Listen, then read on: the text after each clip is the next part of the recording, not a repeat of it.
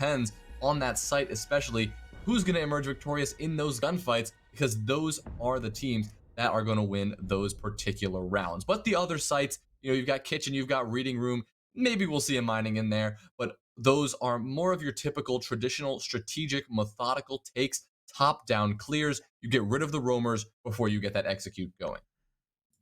Very well said, and we'll begin with the first attacker ban. The Favela is likely to remove a Thatcher, and in fact, that's exactly what they will take off. The second one, it could be maybe a bit of variety. The variety is the spice of life, of course, and maybe a Maverick, even an Ace. We saw a bit of Blackbeard played between Ape and the Gatekeepers, and Yaga certainly played well with that shield on his rifle, but the ban will come down and we will exit the land of speculation. It's the Maverick.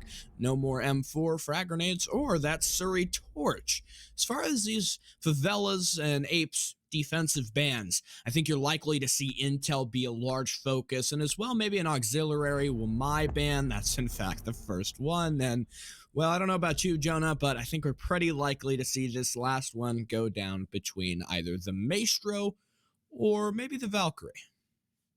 Yeah, I'll have to agree with you there, Reese. I think this is almost the same exact ban lineup we've seen almost every single game so far this tournament. We saw a couple of bans to shake it up here or there, but we've seen a lot of Thatcher and Maverick bans without the Kaid taken off the table, and that has a very interesting dynamic because those Electro Claws, if placed properly, can really be a detriment to any attacking squad. It's going to be a Mira ban to round us off, though. We're going to have the Valkyrie on the board. We're going to have the Maestro on the board. So information, well, there should be a wealth of it here for these defending teams. Definitely so, and I definitely, I like the point you mentioned about the Electro Claws and the Cade, and it seems like nobody wants to ban out the Cade. I guess Mira and the Wamai are just more of a priority, and clearing the Electro Claws with the lack of a Thatcher just isn't as large of an obstacle as maybe I were to think it is.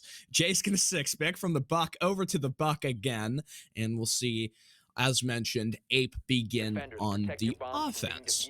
The third floor coming out very quickly here. I think it was, I want to say the Gatekeepers in their cafe match that just refused to play the top floor. They would consistently go down to either reading or kitchen, though I might be getting that Farmer's Market and Aerial Arise game mixed up there. But maybe playing this primary bomb site is the right way to kick it off here. And between Ape and the Favelas, we already talked about it. This has got to be one of the closest matches for this entire tournament. I'll agree with you there. This one is going to go down to the wire. Both of these very well-established NA Challenger League teams. They know what it takes to play at this level, and they know what it takes to play against each other. They've done it many times before. They did it recently, not only about 30 days ago in the 5th and 6th place tiebreaker where Favelas emerged on top. But this day could play out very differently. Like you said, Reese, we know Ape has got their more established roster. They fixed their kinks in their lineup, and they're ready to go and put on a show for us. Last night, when we saw Ape come to Cafe, it went back and forth all day. It was round after round. They took a couple, the Gatekeepers took a couple, and vice versa. But eventually, it was Ape who eventually emerged victorious. But it proves that Ape is not completely invulnerable on this map. Rather, they do. They have a defense set up, they have a very good attack, but there are some kinks here and there that have yet to be worked out, and if the Favelas take advantage of that properly, I think they could be in a very good spot. Here we go on the middle floor take. You've got Jay and Yaga moving in to take some control of train mining and now ostensibly reading with call out on the drone. The lack of the Buck, or rather the lack of the Buck ban, means that you can get so much more vertical play. This is something we would see oftentimes from Project Neo. Oh no, but Yaga goes down. The Maestro, Jolton may know this or he might not. And Yaga is in a dangerous spot here, very precarious. Jay on the rotate will pick him up, so Yaga on the Ash for the meantime is back in the fight, but here comes Jolton to try and swing. With Ash on so little health, all he needs to do is hit just 1 or 2 of those shots, but in fact, it's him who goes down. Jay will lop off him, and now it's just a 5v4. A little bit less time than you would like here, 1:20. We're going to have to push in eventually for Ape, who look to take control of Cocktail in their east side rappel. But Gomez and Diaz Lucas are not too quick to give up control of Tarps. Well, there's a very similar focus on this attack we've seen from APE before. We're going to have a rotate from Fish, but that's going to be punished early on from Yaga. Beautiful shot with the R4C to end the Jaeger's life. We're going on this very east side focus, this focus from below. Pressure out those defenders from Cocktail and get your attack going from there. It's a very good strategy if you do it well. The problem is, repelling in those windows is almost always a guaranteed death. And Gomez gonna deliver the kill onto Forrest, remove the Zofia from play. Call out now in heaven, gonna take a bit of damage here as the Toxic Babes go out to delay the plant, but that's not gonna stop the plant. Maybe the C4 will, but it will not deliver the fatal blow. Now with the plant on the deck, it's a post-plant situation, as now we see Melted take down Diaz Lucas, and Gomez hits the floor. It's gonna be all up to Beastly in a 1 versus 4. 35 seconds left to get this defuse going. A nearly impossible situation for the poor Smoke with that SMG-11 in hand. He'll swing the angle, but Yaga will punish and find 3 kills on the round in a beautiful way to kick things off for APE. Strong execute, a good plant, and they've managed to make it work. APE have got some momentum starting to build here. This is what we need to see them carry forward. You want to be able to take Cafe with a dominant score line to kick yourself off early here and really, show Favelas what you're made of. If you can get this one in the bag, that means a lot as far as what the storyline may be for Oregon, even specifically relating to how we saw them play versus Oblation. On this map, it was so close, or on the second map of this series, rather, Oregon came down to the wire, sending it all the way to overtime, and the momentum played a huge part in that match. If the Favelas had not been able to spur their comeback, it's likely we would have seen Oblation in this position rather than them, and maybe we'll see a similar storyline for this best of 3 today. There's still a lot on the table as far as questions left to answer, and the Favelas will repeat their same defense. We're not going really anywhere else, and Beastly unfortunately could not make that clutch work, the former Rise Nation member. But maybe a few changes and a couple less missteps could result in the Favelas having more success. And when you take a look at the way that APE attacked that, what the Favelas need to do is focus on at least trying to apply some pressure down to the second floor, or, delay the attackers long enough so that they can't go for that execute. A lot of teams will, if they really recognize their weakness to the east repel push and the vertical play from down and reading, will actually elect to ban out the Buck, an operator which almost never gets banned, especially now that he's lost his frag grenades. You just don't ban Buck. There's so many other attackers that are much more valuable, and so that means that you kind of don't have that option. But it really underscores how strong that execute can be. If you go below, you can dislodge everyone inside of Cocktail, which is supposed to be one of the strongest positions on the site. Well, to make that change, the Favelas here, they probably are going to have to switch something up with the pressure they put on Reading Room, like you mentioned, Reese. Last time we saw them try to rotate down to Reading Room to pressure out those vertical players a bit later in the round. But by that time, APE had already been set up. Their air jabs were in place. They had their flank drones, their flank watchers, and they were ready for the inevitable rotates to try to find those flanks. Because of that, those picks never really came out like the Favelas wanted them to, and so APE prevailed in almost all of those flank gunfights. The change Favelas could make here, potentially putting more pressure downstairs early on and force the roam clear to come out early. But this time from APE, it's not going to be that Cocktail focus. Reading Room is going to be completely foregone, and it's going to be a typical cigar, piano, Whitehall focus on this attack. Diaz Lucas here going to continue to reinforce a few walls, setting up the site a little bit while this pressure continues to mount towards this pixel angle. Fish being fully pressured out. The Jaeger, the operator, to play this angle because we do see that Wamai ban. The Vulcan shield going to be detonated to full the fire and the flames there for the Jaeger. He's going to have to back off. But Gomez also has this power position here on the top of White Stairs, just waiting for this push to come through as we get to just about a minute to go. APE making good work of this time here and now opening up the bathroom wall. Fish, a lot of mounting pressure. We'll see him swing. He spots the edge of the gun barrel and downs and kills the Buck. A headshot for him.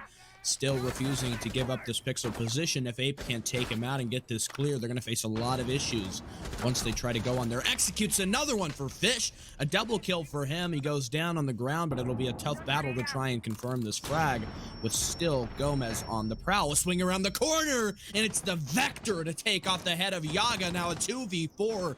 Ape on the downbeat in a terrible man disadvantage scenario.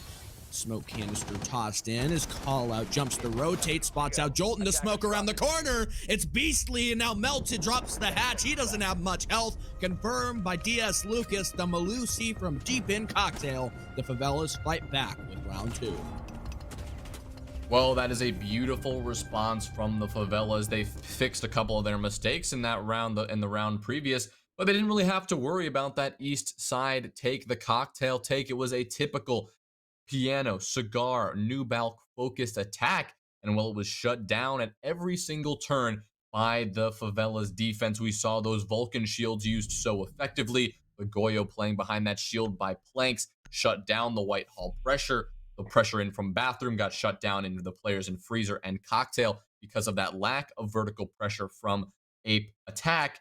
So we saw Favelas emerge with a beautiful round win. And that is exactly what they needed when you're heading back to bar the second time in a row. I usually don't like to see teams go for the same site twice unless they change up something big, but we did see Favela make a sizable adjustment there, reposition a little bit of their utility, and they were more than prepared for the piano take that Ape were bringing to the table in round number 2. But now we're headed over to round number 3. This is going to be your secondary bomb site.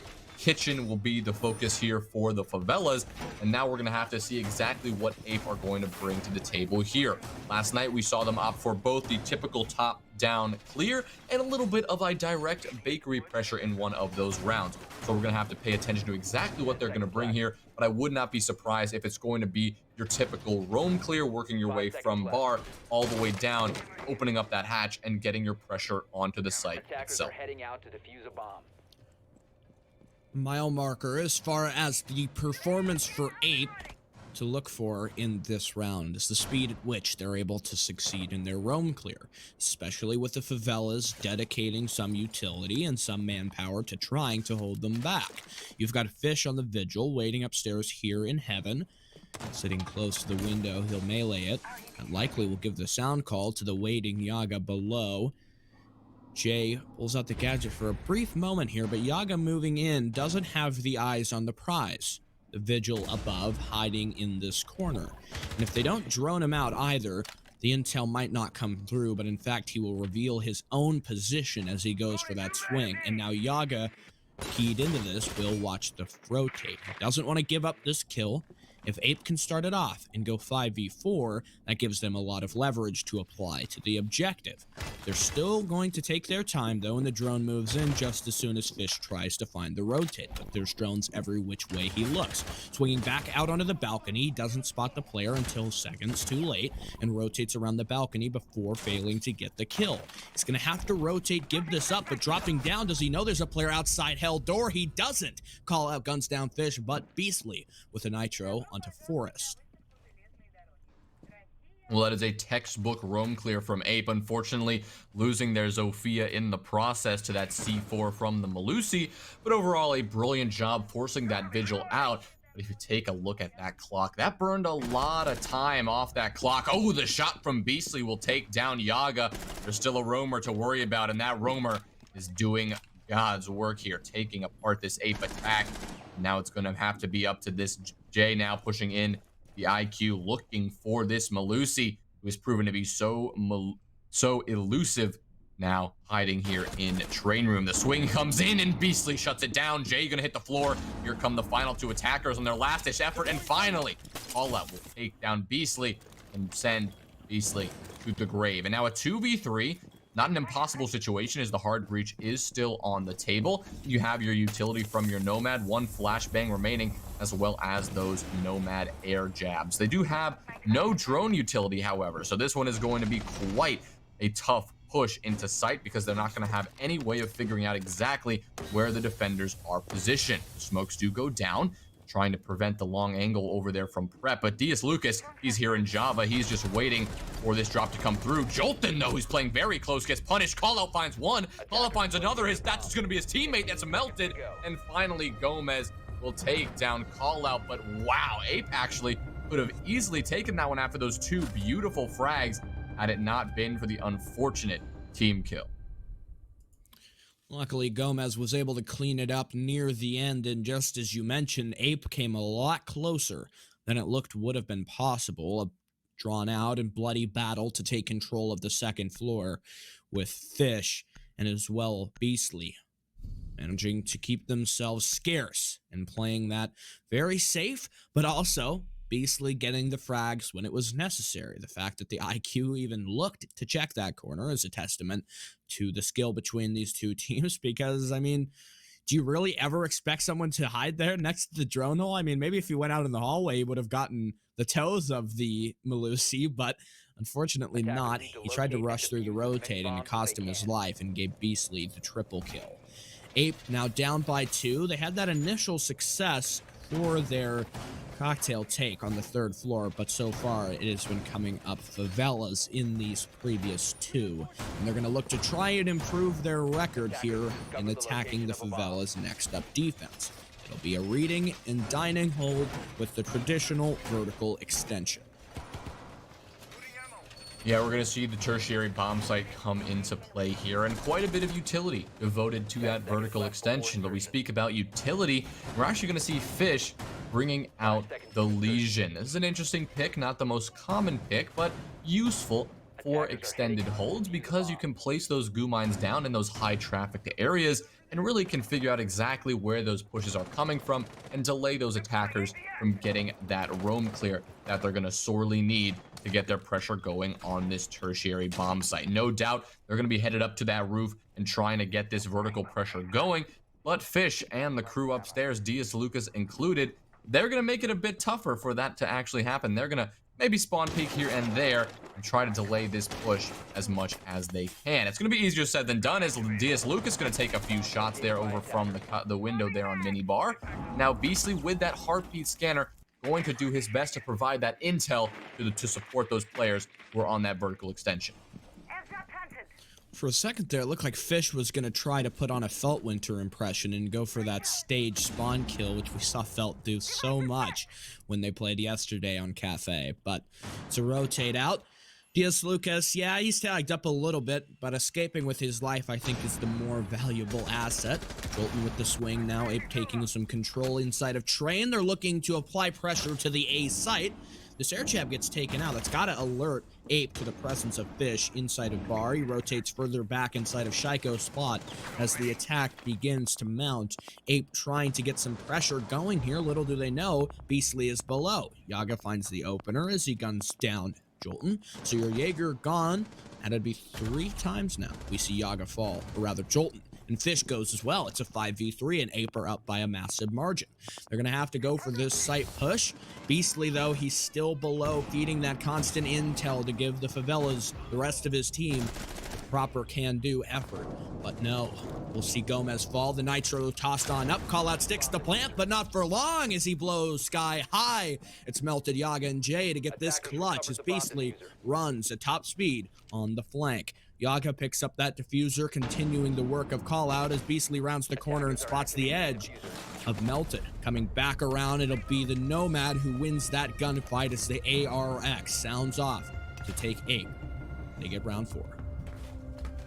Well, it was a beautiful round 4 from Ape. It was a decisive victory, I gotta say, and they really didn't opt for as much of that vertical pressure as we spoke about in that pre-round phase. We thought they were going to come down, work for those vertical angles to get that reading room plant, but they changed it up a little bit. And I'm liking what we're seeing here from Ape. They're not doing your stereotypical attacks all the time. They're really mixing it up, and that really has benefited them quite a bit. Doing that train room and mining room take, getting Pillar's control to lock off the red hall to allow yourself to plant in fireplace. Well, that was a perfect structured attack, and it worked out just perfectly for them. It was Beastly in the end. We've seen him in that position before, but could not handle the 1v3 clutch. Denied the first plant, but you're going to have to deny 4 operators, a nearly impossible situation for the Pulse.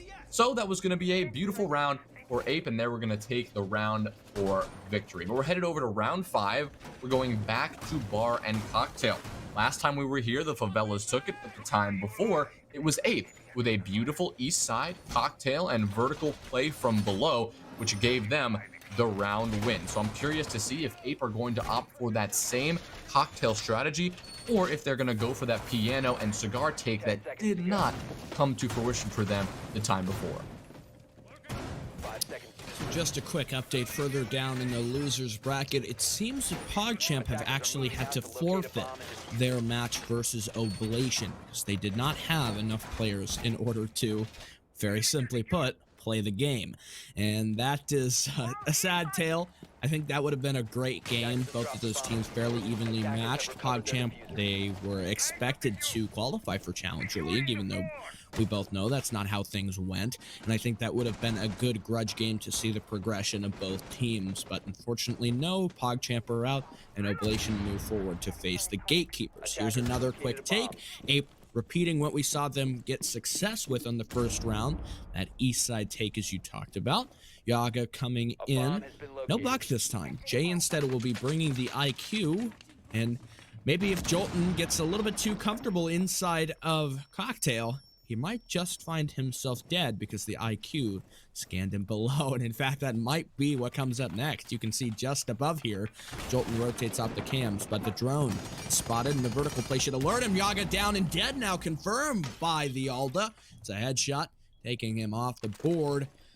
4v5, not the way you'd like to start this one off, and Jolton's position well understood. Forrest makes his best effort to clear this out, but it's all for naught as Jolton takes a sliver of HP and himself slithers back deeper within the objective.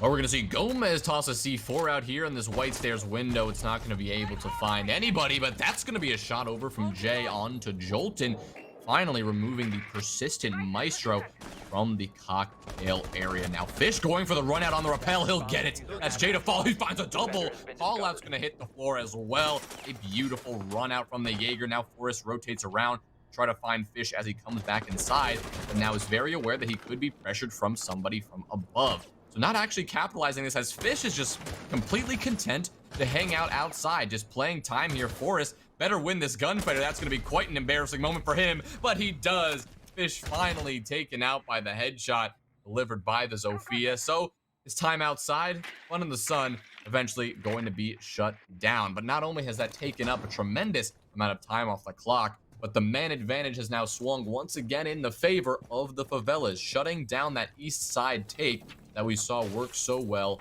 on that first round. But now it's going to be a change of plan. They're going to head over from the piano side, but the pings come out, and Diaz Lucas, Gomez, and Beasley, they know exactly where this 20-second push is coming from. Sure he does, and Diaz Lucas falls back. The Favelas may be trying to play this a bit passive for a second, but the Malusi's well aware all she needs to do is detonate that Goyo shield. Beastly pops up from the deep freezer shield to collect 2, and take a look at this kill cam. Line him up and knock him down. Wow, what a little double shot there with the SMG-11, masterfully controlling the insane recoil that gun can have. And a beautiful double kill from Beasley, followed by another beautiful double kill from Fish as well. So really, the Favelas players just going to town on the Ape attack in that particular round, and that's going to give them the 3-2 advantage as we get into round number 6, the last round of this first half of Cafe. This means we're going to be heading back to Kitchen, and that means that Ape, the onus is on them to get their attack going. Last time, they were unable to get much pressure onto the site itself. They had a disadvantage at 2 versus 3 in the closing seconds of the round, and it came down to that 20-second meta. They were able to get the frags they needed, turn it into a 2v1, but an unfortunate team kill changed the momentum up, and that was not enough for Callout to secure the round win. But they're going to be looking to emulate some of that late round success, but just do it a little bit earlier. Get map control, hopefully stifle Diaz Lucas and not let the roam from, well, the former Malusi, but now Jaeger, be so suppressive to their attack. But Diaz Lucas clearly has it on his mind to slow that attack down. 10 seconds remaining. When we saw APE play the Gatekeepers yesterday, it was a similar circumstance. They arrived in round number 6 with a 1-round disadvantage, and it looked like their opponent, the Gatekeepers in that instance, with the Favelas here and now, were going to take a 4-2 split, and it came down to the dying seconds where APE secured a big clutch in order to put themselves even at the half, and then transferring over to their defenses, lost only one, taking a 7-4 victory and giving their opponents no chance to fight back. We could very well see that come out in this round just the same. Fish is in the exact spot we saw him holding previously. He jumps out. Will he get it? Aggressive. He gets the first, but no. Yaga cuts that down on a quick refrag, but call out is gone, and so the hard breach is lost. How did he know? Fish is just a legend to predict Callout would be out there behind the scrap metal wall, and perhaps if Callout went prone, he would have survived. Luckily for him, it's not a complete loss, and that his teammate was able to get the refrag, and though they trade, they give up that hard breaching gadgetry. Also, with the kill onto Fish, a big chunk of the roam presence is gone. Well, if you're Fish, that is a job well done. Sure, you traded it off, but taking out the hard breach, the only hard breach that this APE attack have on a site on Cafe, where arguably this is the most important site to have hard breach at your fingertips, this is going to be a problem for APE. They certainly have their work cut out for them as we get this execute going, as we near about 1:25 left in round number 6. Beastly just going to be hanging out and jittering all over this small bakery, looking for this peak here. Will swing, but not find any success just yet. Melted looking to contest this angle, but Beastly looking to swing it as well. Back and forth, but the crossfire's too much. Forest going to find Beastly, but Gomez, with a beautiful trade, removes the Forest from play as well. So keeping it even at a 3-3 man even advantage here with a minute to go. Still going to be the players. We have Jolton now hiding in some client-side debris, just waiting for the opportunity to strike as well. And as the drone work comes out, it's going to come down to this bakery and prep side execute. Less than a minute on the clock. As you mentioned, the execute will have to come. APE need to pressure now, but it's a swing from Gomez. The shotgun comes up close, but Melted guns him down. Another one will peek. It's DS Lucas within the depths of the objective. Rotates back closer to the showers, but they forgot to clear Jolton. And he gets the kill onto Jay. It's just Melted 100 health. The diffuser in his pocket. He'll need to get this clutch. Otherwise, APE's storyline is incomplete, and they'll go down 2-4 at the split. Shot up by DS Lucas as he swings from Rice corner, and that'll be Melted to fall. The Favelas 4-2, and a 2-round lead none the same. Well, you've completed our first half here. Now we're going over to round number 7, and of course this is APE's map pick, but 2-4 is not the end of the world. It's Cafe, generally plays a bit leaning towards the defensive side, so a 4-2 split on your own map pick where you no doubt have a good defensive plan outlined before you. This is still an okay position for APE to be. And sure, it's not where they want it to be, and they would have liked this to be 3-3 going into their defensive half, but this is not the end of the world. Sure, it's not going to be easy, but they could definitely pull this off. We're just taking a quick look at our scoreboard here. We see who's contributed and who has been slacking a little bit, but it really is down to most of these players putting up incredible numbers, some of them lagging behind, but generally it's a team effort from both of these squads. On the side of the Favelas, it's Beastly, who's generally on that supportive role, who's playing that smoke, but is really just getting a lot of frags, and Gomez and Fish putting up some incredible numbers as well. Melted is usually that big fragger for APE. We saw him pop off yesterday, as did Forest. Right now it's going to be Melted and Yaga holding those top fragging positions, but Melted is going to head over to the Cap Can. I believe we saw this one time last night. The Cap Can, a reasonable-ish pick to hold off any aggressive attackers trying to shut down, really early pushes and get a little bit of cheeky damage here and there if you can. Of course, there's no dock on attack, so any damage you do is going to be permanent. So that's exactly what Melted has in mind. Not to mention, the Capcan does bring a C4, so that could rain some hell from below if the attackers are not careful.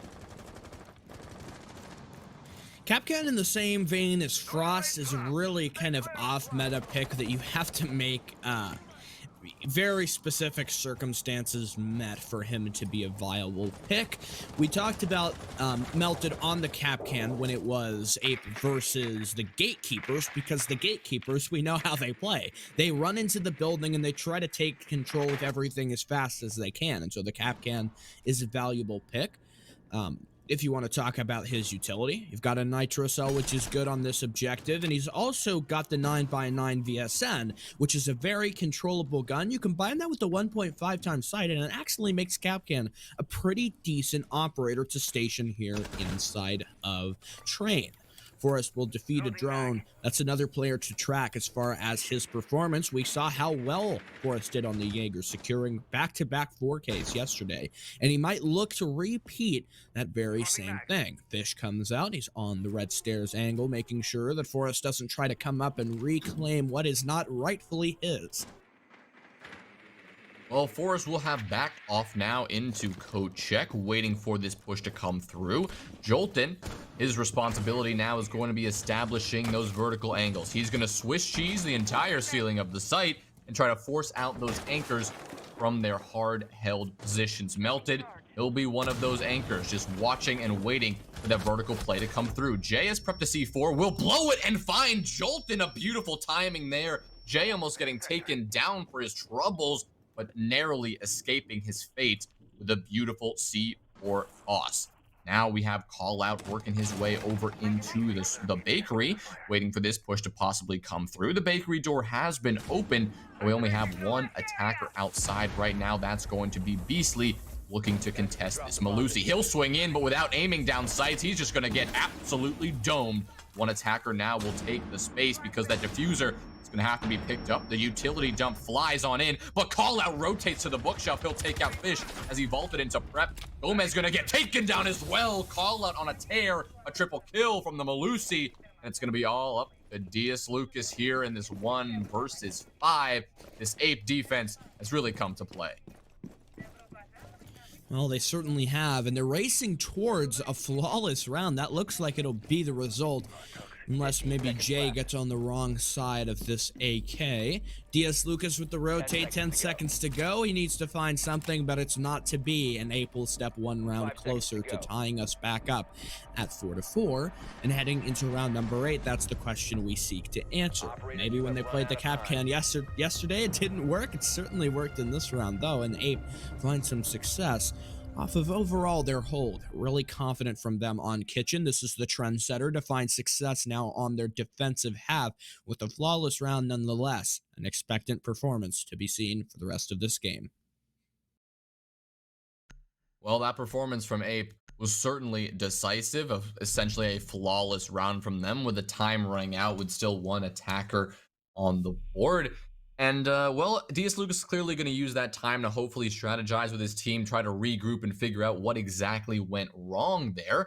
But clearly, I think it was Call Out who just picked apart the Favelas bakery push. It was the sole Malusi anchoring just by herself and just took out every single attacker who walked in that door, removing every piece of utility, ignoring the flashbangs, and just winning in those 1v1 gunfights. Unfortunately for the Favelas, they presented Call Out with 3 1v1s instead of 1 3v1, which would have gone a lot better in the favor of the Favelas. Whether that was down to the timing, they weren't already pushed into bakery at the same time, or they just stacked outside the door and said, why don't we go in 1 at a time and bait each other?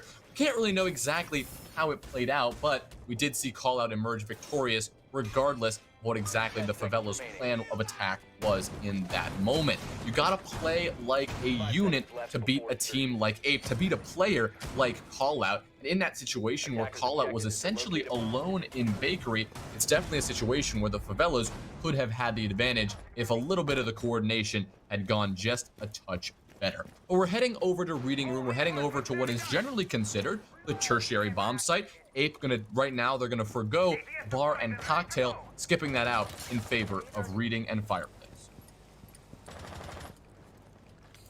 So maybe not to be that same sort of execute we saw pulled off by Ape in 2 of their rounds. The Favelas kind of read into that in the most recent attempt, and they played well on the vertical angles to shut it down. We'll see Yaga drops the hatch as Melted creeps around inside of Cigar Lounge, and Forrest waiting on the window. He's going to go very aggressive, punches it out. Luckily for him, nobody waiting in the pre-aim to try and take him down and maybe get a couple of shots off. But pretty vacant for the top floor as the Favelas need to choke this out. The utility waste has got to come. We see how well Ape can play when you don't clear their setups and you allow them to play this well vertically. And they've got so much manpower, so much utility dedicated to this top floor hold that it will be incredibly difficult to clear in any efficient manner. Another drop from the hatch. It's Jolton to apply some pressure from inside of Cigar Shop. We'll see the lifeline comes out to break not only the Malusi Banshee, but also the castle barricade, and Fish guns down Melted for the opener. Forrest back with a kill onto Jolton, though, and so the Zofia punished for her over-aggression, I suppose. Call out back on these bullet hole angles.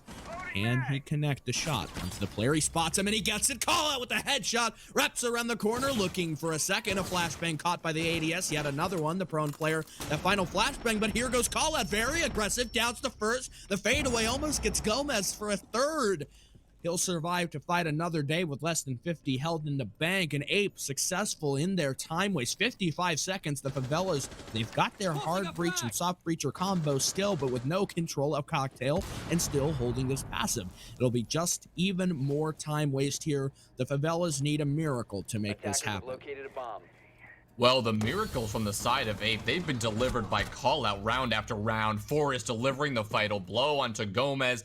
It's going to be all up to Beastly in a 1 versus 4. But you got to give it up to Call out for some insane aggression that has paid off in a big way in back-to-back rounds. I can't help but think Call out would have taken out Gomez as well had it not been for the fadeaway hatch drop, as Call out will solidify that triple kill and will take out Beastly, claiming what was rightfully his. Call out just on a tear with the back-to-back 3Ks and putting Ape on his back right now, giving them the round win in round number 8. So that's going to even us out at 4-4. And Ape right now going on a little bit of a momentum shift. They're going to be looking to continue that, as once again, they're going to avoid Bar and Cocktail like the plague and head back to Mining and Fireplace. Ape with a strong performance. This is the defensive cafe team that we know them as. Maybe the attacks didn't go quite their way as they would have wanted, but these first two are showing their consistency. Only a single death for Ape in these previous 2 rounds. The first one was flawless in everything but name, and only one final Favela's attacker that was yet to be taken out. He decided to go and burn the clock and wait rather than try to maybe get something done, pad his stats, and he just saved the KD. The Favelas really struggled there. Ape played it very smart. They burned out the clock. They really slowed everything down. And you've got to talk about the performance of Call out. Yes, he played very aggressive, but it was so necessary. The prone player, I don't think, ever expected Call out to swing that wide, and for the Malusi to come up huge on the frags shows that Ape, everyone can get things done. It's not just the Forest show. Yaga can contribute. Melted and Jay, they both had strong games yesterday on Cafe, but now Call out is in the lead as far as frags, nearly achieving double digits. And when you've got Forest and he's yet to really pop up, but you've already got everyone else contributing, that's just more and more of a warning sign that there are members of Ape who could heat this up and close out this map 4-4. Well, we saw the time waste from Ape so effective in the last round. Sure, the call-out play was the big waste of all. However, it already happened before that. The time was already whittling away, and the Favelas had yet to get their boots on the ground, have yet to get that top floor control. But we're still on Mining here, so that time waste is going to be a big focus here for the Ape defense once again. Favelas are going to need to get that pressure on the top floor as early as possible. 2 minutes left on the clock is the latest you want to have boots on the ground. People in the map starting to clear it out. They're going to be a little bit better on their timing this time. We're going to see the Nomad Diaz Lucas dropping into red stairs, supported by Gomez in combination with Fish pushing up from below, getting a little bit of a pinch going on towards the site. Yaga now positioned in pillars, positioned here on the Malusi. Call out switching over to the Valkyrie this time. And they're just going to have to wait for this push to come through, but it's appearing they're going to forego the top floor control for the time being, and they're going to just send it down red stairs, using those Selma charges from that window to open up into mining room, allowing that line of sight to be established and force out any anchors playing on the site itself. But for Ape, they're not actually putting any men on the site right now. They're positioned in pillars, in red hall, in reading room, just a little bit off site to allow them to get that pinch, that retake onto site once those attackers start to push in. Well, the gatekeepers could not defeat Ape's mining strategy. We'll see if Favelas are able to do it. They're going to try to go for a traditional execute with opening the mining wall. Forrest is tempted by this angle. A flashbang around the corner. I think he gets captured, or rather a Selma now, opening a different portion of the wall. The ace is spotted, a bit of damage done, but it's Jolton who falls and call out with the opener. The sledge to try and peek. He gets the better of Forrest, but taking a big whiff of that smokes canister. 4v4 here. It's very equal, but the time waste has done so well. Melted onto Beastly. DS Lucan cuts him down. Jay onto Gomez and Fish with Yaga. It's a 2v2. No diffuser in their hands with 20 seconds to go. They have to get these final 2 kills. It's a swing. Fish hits the reaction shot just. Jay left, and he's gone. The Favelas win it on mining. What a beautiful round from the Favelas, but really, in that 2v2 situation, Ape did not need to be as aggressive as we just saw them do. Yes, there were 20 seconds left. The time was on their side, and the Favelas won their gunfights because Ape just handed the gunfights to them. Call out did not need to swing from reading room, could have played that more passive. The smoke did not need to swing out from train room, could also have played out the clock, because as a defender, you have the clock on your side. But in those closing seconds, it was the Favelas who got the better of those final Ape defenders, and they didn't really let them play the time like they should have done. We're going to be heading over to Kitchen after that unsuccessful mining and fireplace defense. And this time, we're going to see Melted bring out the Frost. We saw this happen yesterday against the Gatekeepers. It had some mixed results, to say the least. I don't believe any Frost mat actually came into effect. But on this Kitchen site, you can put a couple of Frost mats over in the other side of the floor. You can put some in VIP, put it underneath the coat check window, and that could prove to be effective if the Favelas are not aware of that. But it's going to be important that Melted doesn't get spotted out early, and that Favelas stay unaware that there's a Frost on the board. Well, I guess Ape are the kings of the off-meta operator picks, and they'll bring not only the Capcan, but also Frost. I think it's just specifically Melted. Melted just gets to play whichever operator that he feels like, and today it'll be the Frost, which I don't see Frost as being a comfort pick. I mean, she's got the 9mm C1. Yeah, it's a gun that can hurt if you hit your shots, but it's not the fastest. Fish, aggressive, goes in, cut down by call out. Oh no, a big cost for the Ash. Maybe some more pressure. The Favelas looking to get this refrag. If they have intel, a nitro cell could be sent Gomez's way. He spots the Valkyrie. Oh no, but call out turns his back. Never turn your back to Gomez, because it's clear what he'll do. Wrapping around the corner, he spots the Maestro, guns him down before the crossfire meets his hand, and Melted from inside of coat check, a 3v3. It's even odds here between Ape and the Favelas, who fight hard within their objectives. The Kitchen A site, the drone comes out. More presence as they enter the graveyard of Bakery amongst the dead teammates we once saw pressuring here. More pre-fires from Melted. He's trying to get some damage dealt onto the Favelas, who have managed to take really quick control and clearing call out. Now they have a free rotation to move in, but the Zope will fall, losing it out to the FMG. 9J hits the headshot. Now only 2 remaining attackers. We know what the Favelas can do, though. They made the comeback work in the previous round, and they may look to do it again as Beastly sparks things with the kill on him. Melted. Jay exposed. Beastly gets him, though, within the objective now, as it's just Forrest to make this work. He's going to have to find the big clutch if he wants to bring his team back into this. There's so much time for them to work with, though. Yeah, with a minute 20 to go, the attackers can take their sweet time, and Forrest is not taking his time at all, getting quite aggressive, swinging the rotates onto the bakery. We'll find one. DS Lucas getting cut down beautifully. Forrest now rotating around, but Beastly not wasting any time to get this pressure mounting. We'll swing around looking for this kill with the AK-12, but right now Forrest proving to be elusive. Beastly's got to be careful. There's some frost mats to be aware of. Don't want to be running into those. But now Beastly, with the diffuser in hand, is going to smoke out and at least go for the plant. But it's a bait, and Beastly gets off the plant to take out Forrest just in time. And Beastly coming out with the easy in the chat after call out. Gave it with the BM a little bit earlier. So we see things spicing up a little bit. FAVELAS bringing out the rush play into Bakery. And although call out denied it on the initial frag, it was the FAVELAS who came out on top. And that's going to take them to 6-4, match point on APE's map pick. This is looking like FAVELAS primed and ready, and I think Callout may have tested his luck a little bit there with the Levron effect, and maybe you should have just taken that pick and ran with it instead of testing your fate.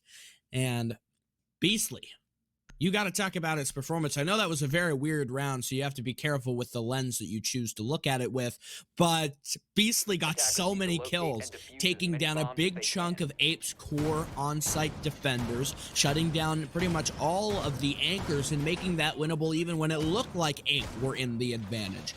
Spoiling their 3v2, it's something we've seen APE return to through this game, and they've yet to really take a confident round like we saw in Kitchen and Reading to start off this second half.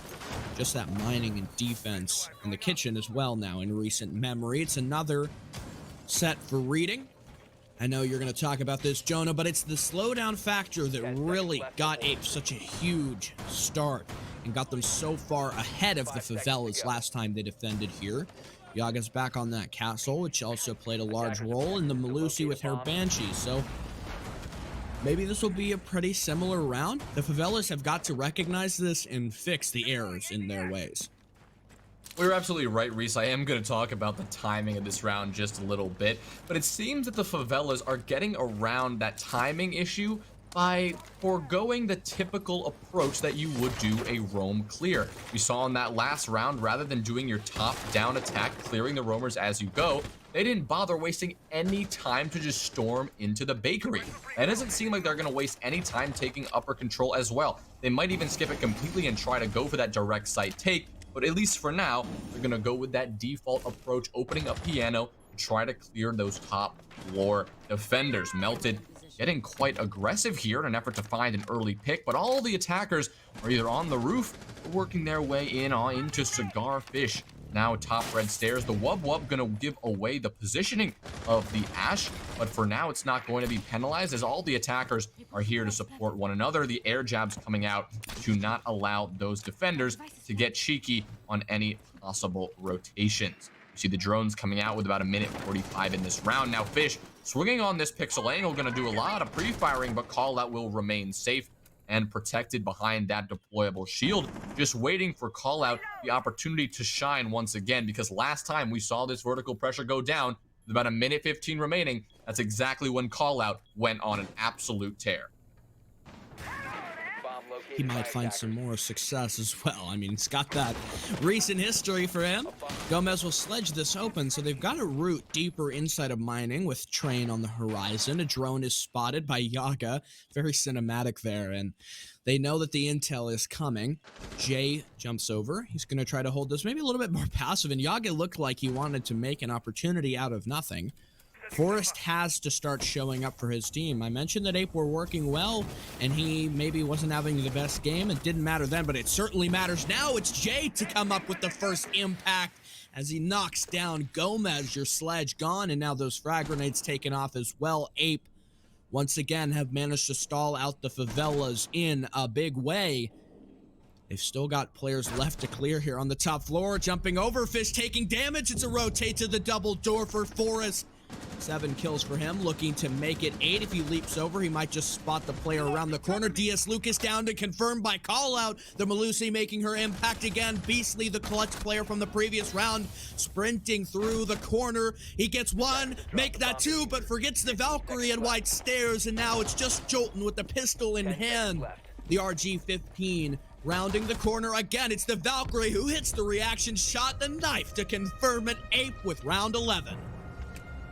Well, that was a back and forth round to say the least, but we got to talk about how Favelas chose to approach that round. And I saw what they were doing, and I liked what we saw at the very beginning of that at the very least. There's the top floor control given by the defenders. They were not going to give up Cocktail side easily. So Favelas countered that by not even bothering to take Cocktail control early on. The focus was simply on Cigar, Piano, and Red Stairs. Using that Red Stairs control, they were able to get that push down into the Red Stairs hallway to eventually go all the way over and take control of Mining Room and eventually Pillars, because it worked so well last time they came to mining.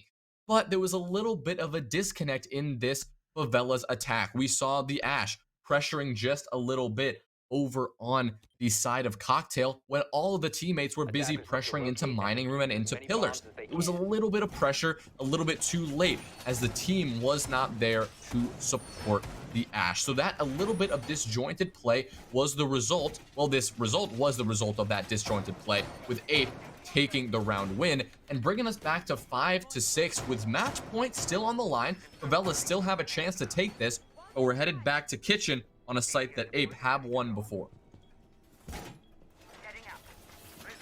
Kitchen has been a very, it's been an emotional roller coaster for both of these teams. We saw the Levron effect came in clutch for the Favelas in their previous attack.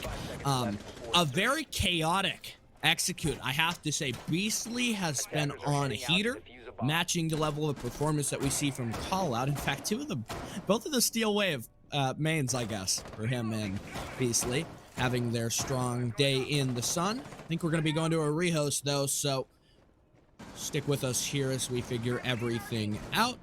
We just got to get the call first before we know what's what, but we'll continue with the round until we hear otherwise.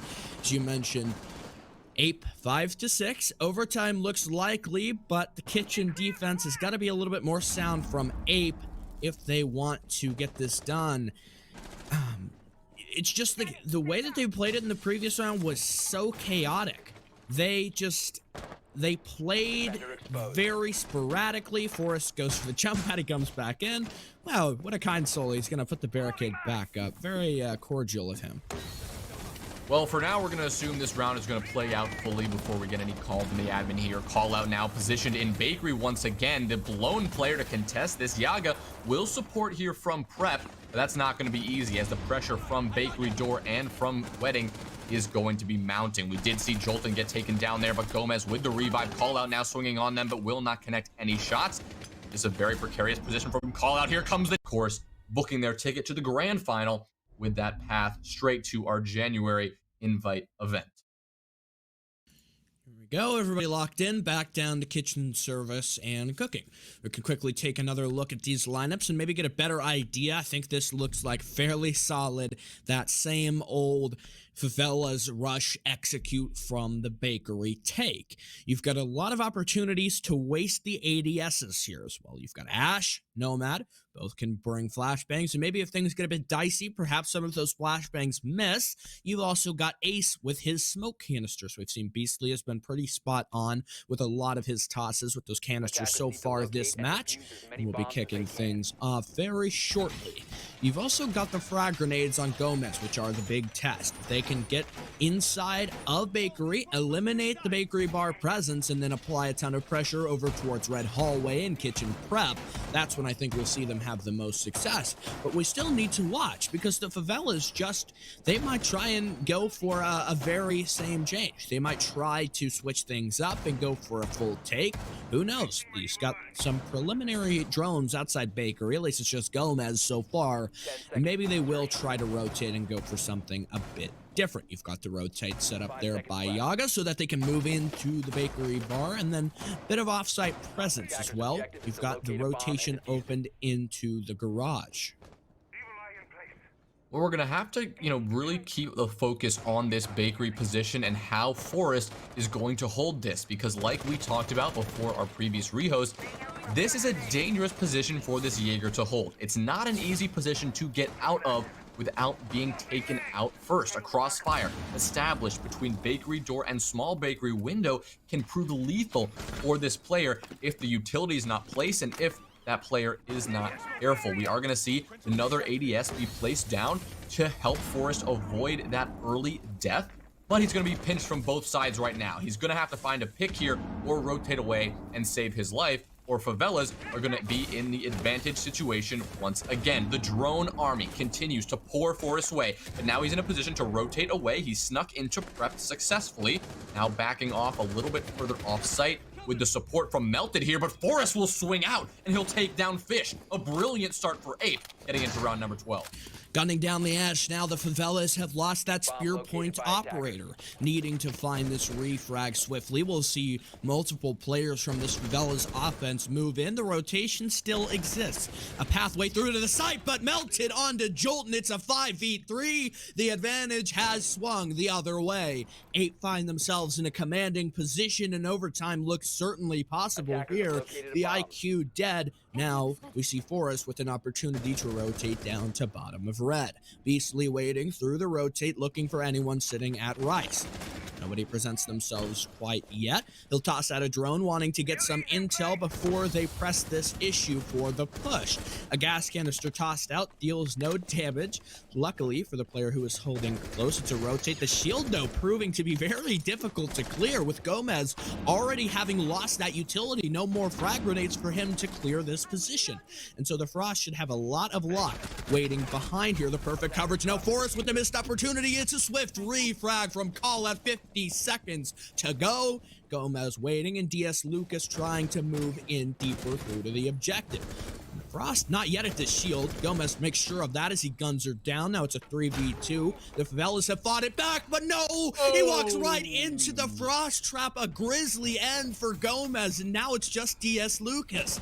He's got to get this revive off, put his team back in a fighting stance. Maybe a gas canister in the hand of Jay to send their way, and it's call out for 2-8. Send it to overtime. Who knew we'd be saying these words? The Frost mat, the clutch to bring Ape to overtime. Never did I think we would be saying the Frost mat is the reason that that round played out in the very closing seconds the way that it did. Of course, Ape had the advantage the entire time. It was a brutal situation for those final two Favelas attackers, but that Frost mat sure did come in clutch in those closing seconds. Could not get the revive off. As you know, the bear trap, when you pry your teammate out of the grips of the bear trap, it makes quite a bit of noise. Call out heard that sound and capitalized on it by swinging and getting the double kill, making the triple kill for Call out on the round. We're not going to be able to see the overall kills because the rehost has happened, but Call out has been putting up incredible numbers. I think that's the third or fourth triple kill for Call out, at least the third one on defense alone that Call out has put up today. Really, Call out is clearly here to play for Ape and really make this one happen. But as we are in overtime, Ape will be defending in round number 1, and as such, they do have a little bit of an advantage here as the defensive halves have been stronger on Cafe so far. Yeah, this is huge to look at, especially with how well we have seen Ape play reading. Both the attempts so far for their defensive split were successful in rounds 8 and 11, and they were pretty good ones as well. You'll remember coming out and into that second half, it was a kitchen into a reading defense. Both of them were successful, the first being flawless. Nobody on Ape died. The second one, it was just Melted who fell. Other than that, Ape managed to survive. In round number 11, things got a bit dicey. It was a closely contested gun battle with Beastly heating up. He rounded the corner over by Laundry with a couple of frags, but Ape have to win this here and now. You don't want to let Favelas take this win and then transfer over to the defense with an opportunity to close it out. The same is also true when you look at the opposite spectrum of things. The Favelas want to get a win here and put themselves up so that they have an easier task once they move over to the defense. The drone muted, Yaga holding very close. A frag grenade could dislodge him from this position. That's exactly what happens. He knows it. Yaga falls back and luckily avoids taking any damage from that explosive. There wasn't much cover from the Favelas on that skylight. If there was, it would have been a free pick on the rotating Yaga out of Cigar. But because nobody was looking down skylight, it is a dangerous angle to contest. Yaga will escape for free, at least for now, as this pressure continues to mount. They're trying to go for this default vertical clear before that pressure can mount fully on the site. Last time we saw them here, they went for that focus over on the red hall. They pushed down red stairs, took control of mining, and used that to pivot over into pillars. But this time, it's going in the favor of Ape right now, as the time is ticking away, and very little progress has been made by the Favelas. We're still a minute 20 to go, and Forrest is still happily content over in Cocktail. Call out in White Hall by Planks, and these defenders are simply just waiting for their opportunities. Gomez has finally dropped down, walked down the red stairs, and has pillars and mining control now. They're going to have to use that extension to work their way over into that fireplace take. The first Toxic Babe going to get detonated to delay that push a little bit and mask the rotation of those players in Red Hall. But with 50 seconds to go, this attack is still a little bit all over the place and is going to have to start mounting the pressure. Here comes Jolton over by Pillar. He hops on the cam, wanting to get this intel and not allow for an opportunity of Yaga to play close. The Valkyrie's position is spotted. She turns around and Melted breaks the cam, but Fish is looking to apply some pressure from White. Creeping around the corner, it's Jolton with the pre-fire, but Forrest gets Gomez this failure to clear the top floor. Now a thorn in their backside. 19 seconds. So little time. The Favelas have got to come up with their plan now. Fish still establishing pressure on White. He'll move on up, but spotted from above. Fish gets one, but not two. Call out Melted and Forrest getting a kill each. DS Lucas pushes up to get aggressive, almost gets the Malusi, but shuts him down or her down, and the Nomad falls. Ape take the first round of overtime. A great position for them. Just one overtime victory on attack away from their victory. Well, a beautiful performance from Ape, perfectly denying the vertical control, taking the time away from Favelas, forcing them to act in a rash way, and that did not work out for the Favelas attack. So that's going to give them the defensive round when they needed, and just like that, it's overtime match point. The momentum of this game, it was 6-4 in favor of the Favelas, but round after round after round now has gone in the favor of Ape, and they are looking to take this one with a vengeance, winning their map pick, hoping to head into Oregon with that advantage. But Favelas, they've got it on their mind to stop it in its tracks. They're on defense, a side they excelled on the first time on this first half of this map. We're headed to Kitchen, the site that they won 2 times out of the 2 times they went here. So there's very little reason to suspect Ape are going to take this one unless they can really pull something out. They do have the momentum on their side, but the Favelas have looked very strong on this site so far today. Yeah, exactly. And just as Ape have performed strong on their reading defenses, the same is true for Favelas, and I think they've got that history part right in their bag. We'll have to see how they decide to play this. Fish is on his signature Vigil roam. Did a lot of damage. Ape were a little bit more coordinated, I think, in their roam clear. The Favelas, when they attempted a roam clear, oftentimes Ape had so much utility dedicated to it that it was, it just felt like you couldn't ever clear that efficiently. The time that it would take and the risk that you would have to endure in order to get everything cleared and to force Ape off the 3rd floor, especially when they played their extension, is simply too much, I think, to bargain with. But here in this round, we won't have to worry about that so much. It's not a utility extension, it's a Fish extension as well with Beastly. He had a really good round last time he played in Train, getting a triple kill before finally Ape shut them down, pressing the issue further all the way to the objective. And you'll remember in that round as well, Ape came very close to finding a clutch. It was round number 6, I believe, the final one to decide who would have succeeded at the end of the first split. The Favelas came out on top after a very unfortunate TK for Ape. Hopefully not making that same mistake here again. Fish is yet to be droned. It'll come around the corner, and I think it does spot him. Well, they've got to know he's here now with the K1A rattling off. He rotates over to the hatch, completely flashed, though. Such a brave move. Yaga gets him. The question marks are dropped in chat. The opener goes their way. What a way to start this off. The momentum shifts the balance of power. That was, I think, very lucky timing there. The flashbang just went off, and somehow Fish was completely full flash, and as a result, there's pretty much no chance he can prevail in that gunfight, nor could he escape with his life.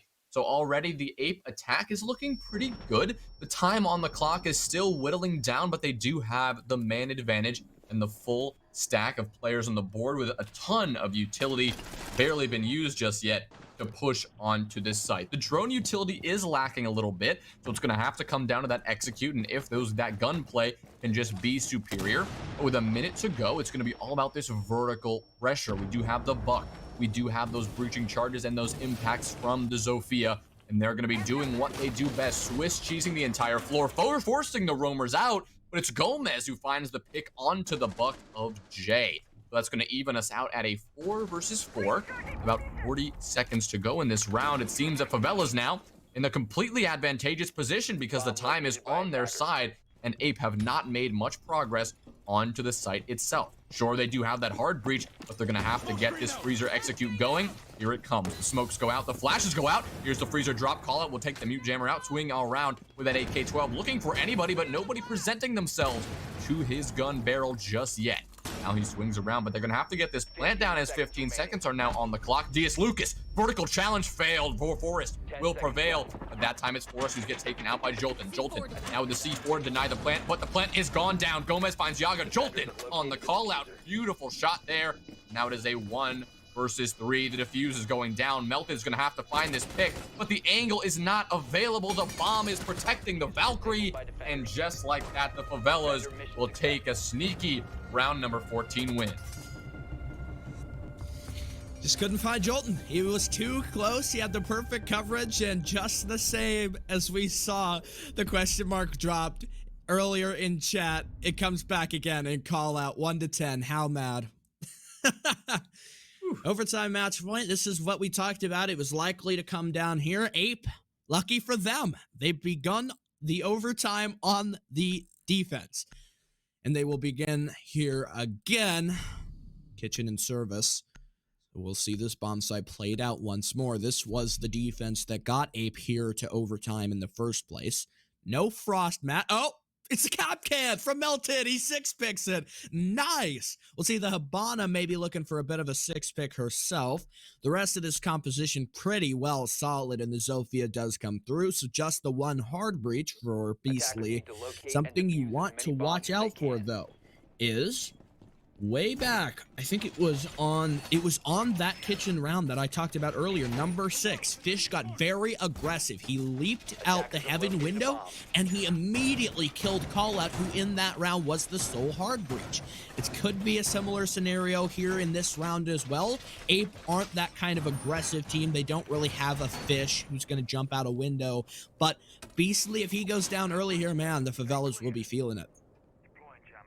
Well, you take a look at where we're actually going right now. We're heading all the way back down to the kitchen, and that is going to play into Ape's hands here. The times they've defended this, they won it twice, and they lost it once. So they definitely have the advantage here, but FAVELAS have proven that they know how to attack this site against a roster as strong as Ape. They just bring the aggression, and they make the passive Ape defense pay. And I think that's what we're going to see once again. All of our attackers now spawning outside on this west side and are already swinging up into bakeries. It's kind of a rush. It does get sussed out by that camera, though, but Fish is not wasting any time to go into prep. The vertical angle from above, though, will force the Ash to back off just a little bit. Melted using the vertical play to the defensive advantage, knowing that that rush could very well come in. The utility dump is not wasting any time to happen, but now the attackers are slowing down just a bit now that the rush has been sussed out, and they're going to have to back off for now. Melted making the vertical play work, and the FAVELAS will have to move awfully slow here, but There's something I am not too keen on, and that's the fact that the Favelas are going to try to go for a vertical clear, a full roam expunge. We know how this works for them. The Favelas have a lot of problems, and here we go, melted on the hatch spot. I love to see this angle, the nitro in hand. Hopefully for him, if someone from the Favelas rounds the corner into Red Hall, he'll be able to get the kill. Forced on the rotate to pre-fire, trying to eliminate DS Lucas outside the window on the HVAC balcony. Minute and 33 again, the Favelas, they know how this works. It goes very slow, and Call Out oftentimes is allowed to stay up here for way longer than he should. He likes those bullet holes. I don't think he's got them set up in the freezer wall this time around. He'll still be waiting in the washrooms, but the Favelas have got to know this is his position. DS Lucas runs straight past without droning it, and that might have just been the straw that broke the camel's back. Now with almost a minute left to go in this round, the Favelas are nowhere to be seen. Frankly, they're gonna have to have that decision of where this pressure should come from. They're gonna try to bring it back towards Bakery's side. Gomez trying to go for those vertical angles, but Fish gonna get taken down. Call Out gonna finish off Gomez. Now there's the vertical angle. Fish getting eliminated. Call Out with another triple kill. It's a 2 versus 5. It's all up to Beastly and Jolton with the match on, well, the map on the line. Jolton looking to find anybody, trying to find some hope in this round, but Ape are playing too passive right now. It's perfect for them. Beastly and Jolton cannot find these picks if Ape are not giving it to them. Beastly finds one. Forrest, who is already low HP, will get finished off. As now Beastly swings in double doors. He'll take down Melted, gets aggressive, looks for more, but can't find it just yet. Jolton's all the way up in kitchen, but the shotgun's too much. It's all up to Beastly with 8 seconds left. An impossible situation. He'll swing around, but the FMG9 is too much for Beastly. And that is going to be the map. Map number 1 was Ape's pick. Will go in the favor of Ape. Perhaps a bit more drawn out than they would hope to, a bit different in terms of the scoreline from the 7-4 we saw them steal out against the Gatekeepers. The map is theirs, though, for this winner's bracket final. It doesn't matter the closeness of the day, but final comment, yeah, Gatekeepers beating Oblation, that's what I talked about. It's that best of one capability that we know the Gatekeepers have, and I'm really curious to see how they'll perform versus the loser of Ape versus Favelas in the losers bracket finals. Fernie's Tacos beating Farmers Market is a huge upset, but we've known that Fernie's Tacos, they've been the showstopper all throughout this tournament, beating teams that you would have never expected for that new roster. The Ariel Arise game versus Fernie's Tacos, probably gonna be a toss-up. The Maverick, though, he's taken off the board immediately. The Thatcher from Favelas may be soon to follow, but don't count your eggs before they hatch. We'll see the Thatcher removed. Okay, so no EMP grenades, no Surrey Torch. I wonder how they're gonna have to get open that hatch, because getting rid of the Electro Claw, especially on E-Box, is so incredibly difficult. Well, one way around that is, of course, to ban the Kaid, but we're not going to see that just yet. We're actually going to see the Goyo taken out of play. One of the rarest bans, at least in my experience. You don't usually see the Goyo ban, but it is a good ban because it is such a heavy deployable shield meta on the Oregon basement. But there goes the Electro Claws. No more of that brutal utility to deal with on that E-Box hatch. And so that Maverick and Thatcher ban will be balanced out by the Kaid ban. But seeing the Goyo gone is something to certainly take note of, because our deployable shield meta on the Oregon basement is going to be shaken up just a little bit. But it also means we still have the Wamai in play, an operator we've seen banned time and time again. So it is also going to make those existing deployable shields even more powerful. That's a great point to bring up, and we'll see Ape. They've got the capability to play that full utility meta, and look at this lineup. The Malusi, her Banshee, so powerful, now protected by the catcher operators of the Wamai and the Jaeger. You've got the Mute to deny the drone, shut down that intel, and finally, the Smoke to tag along with Malusi, installing out the Favelas' push. That could be the real defining action here for the basement defense. We're wasting no time. Ape, they immediately want to go down here for what is so far through this tournament been one of the strongest and most played bomb sites. And why not? such a good one. It's so easy to defend. You know, all you really need to worry about is where the favelas are coming in from. You do have the Cade and the Thatcher and the Maverick ban, so the hatches will be, I think, a little bit easier to open up. You're not wasting so much time with the Surrey Torch in order to open up that hatch, especially for E-Box and meeting, and so that gives the favelas a little bit more freedom of movement. But what we have seen from the favelas in recent memory is freezer pushes. That's how they locked out their win versus Oblation. It was the final round. They were on attack, and it looked like it was going to be a real struggle. So what did they do? They went for a west side push. They moved very quickly. The first engagement, Jaeger takes out Gomez. It's likely to be confirmed. In fact, it will. So Forrest with the swift opener, he puts up that barricade. You're not getting back into freezer anytime soon. Well, that's just stellar play from Forrest, opening up map number 2, Favela's map pick, with some incredible aggression, taking out the sledge, and that is a perfect way to start things off for Ape. Now Yaga, looking to continue some of that aggression, will be playing here over on tower stairs, taking out some of the drones as they flood his direction, and now Fish will be backing up those drones, trying to suss out this player and get that pressure mounting. Jolton, now the player elected to start working their way down laundry stairs. No barricade here at the bottom of laundry stairs. That's going to give Jolton just a bit of pause. He's aware that he could be swung by someone with an M590 at any moment, as we've got 2 of those brutal shotgun brothers in play in this round. We are going to see Jolton now starting to work his way up into laundry, challenging on towards that small closet. That's going to be easier said than done, though, because a bit of soft destruction has been applied to that closet wall, with a line of sight established all the way here onto the laundry stairs. Now Jolton still looking towards this rotate, now aware of the rotate going towards tarps, but now the diffuser in hand. That's going to be Beastly working his way up to join Jolton. Jolton's going to spot out Forrest. Forrest getting taken down about 20 HP, but for now will escape with his life. Nice creative rotation of the utility there. You see Forrest, he goes for a risk, and you might ask yourself why. It's because they've recognized now that the favelas are going for a southward push. They're going to try to combo, push into the A-sided island, and maybe apply some pressure as well from the freezer. And so what Forrest is going to do is he will take the ADS that he likely had positioned over by Pillar, or maybe inside of Blue Tunnel, and he's going to reposition it here in the laundry room corner.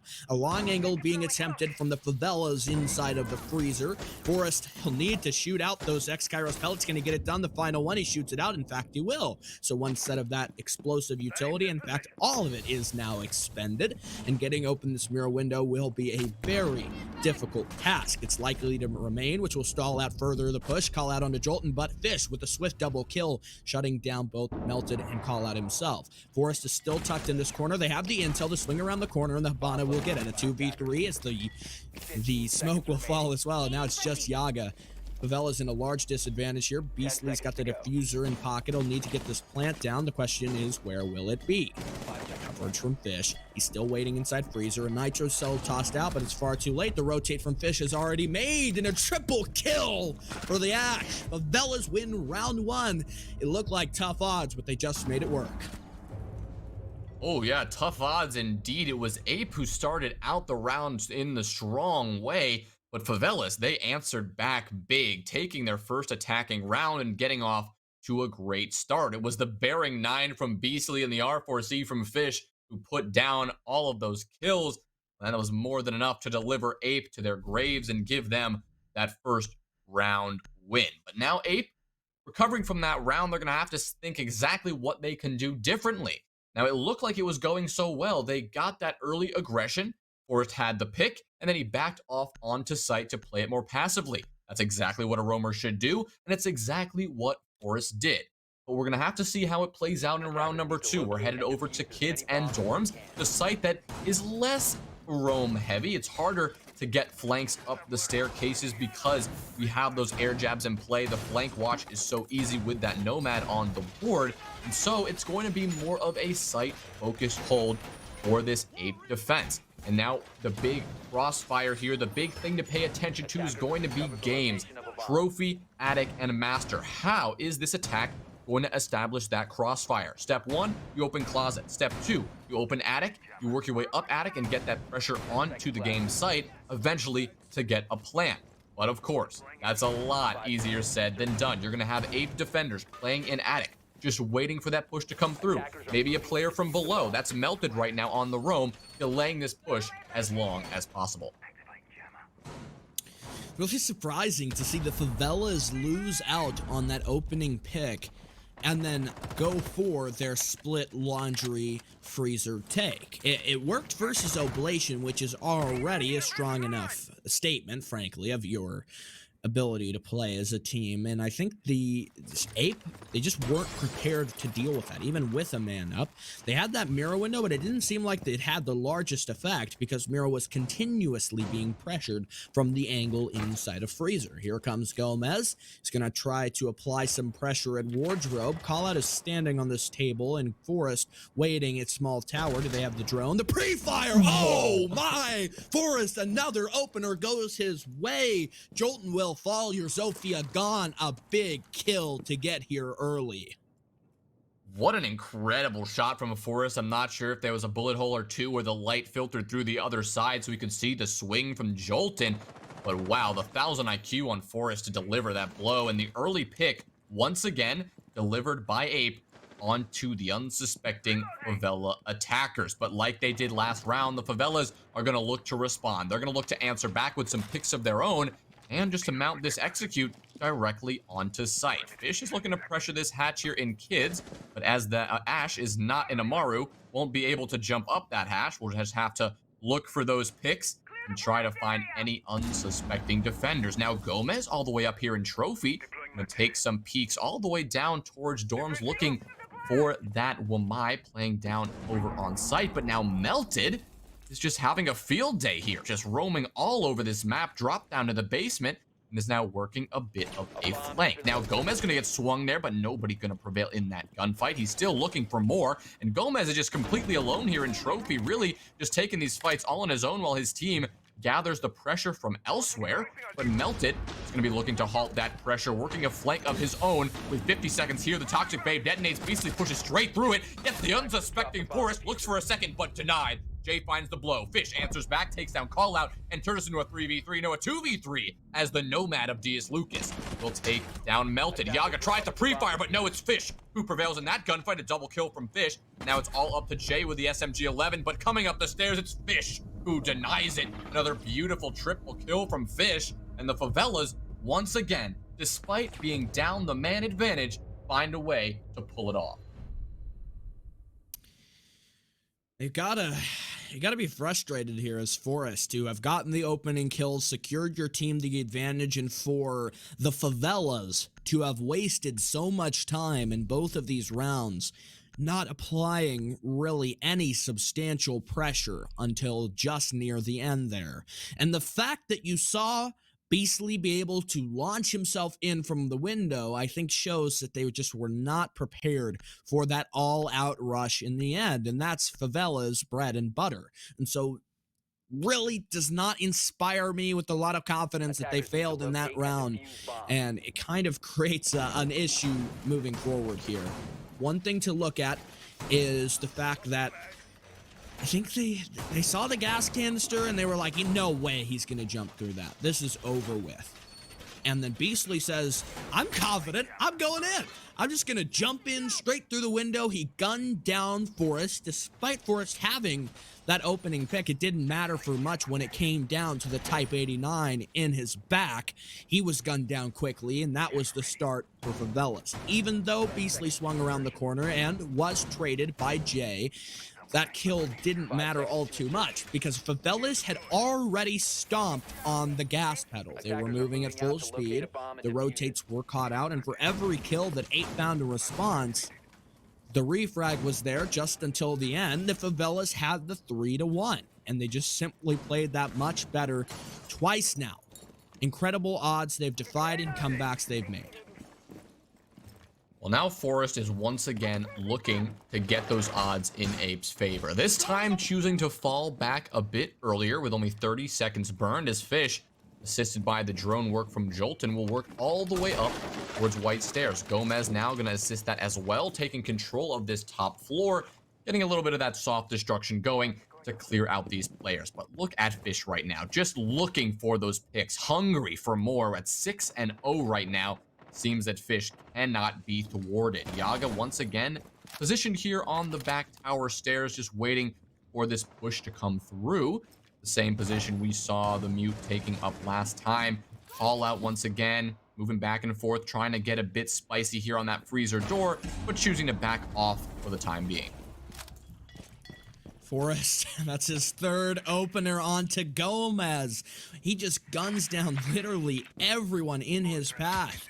And if it's the opening kill, he's gonna get it. I think if you want to break down Ape's failure to succeed so far, it's because Favelas, their main issue, right, and the one that Ape have exploited the most, is Favelas move very slowly sometimes, especially when there's a lot of utility to clear. That's when Ape get success on the prowl. But Favelas, despite having wasted a lot of time, have been able to surmount the odds and still come up with the strong execute at the end. We'll see Fish moving up, looking for any opportunity. The R4C in hand. He was able to do a lot of damage in this previous round. Swinging the corner, he gets Forrest. Traded 1 for 1 again. The Jaeger will fall, looking for a pre-fire for the second onto the Mira, waiting inside of small box. Pushing up aggressively now. Call out going to attempt to swing. The Nitro Cell detonates, no damage done. Fish is still hot and healthy. Pre-fires comes out as the hard breaching utility is dedicated. Can he get the kill? Yes, Fish is dead finally for the first time in this game, but Beastly guns down Yaga. So it's a 3v3 with Melted on low HP. The advantage theoretically here in the Favelas' favor, but the failure to clear Macy J is still a big concern DS Lucas will have to address.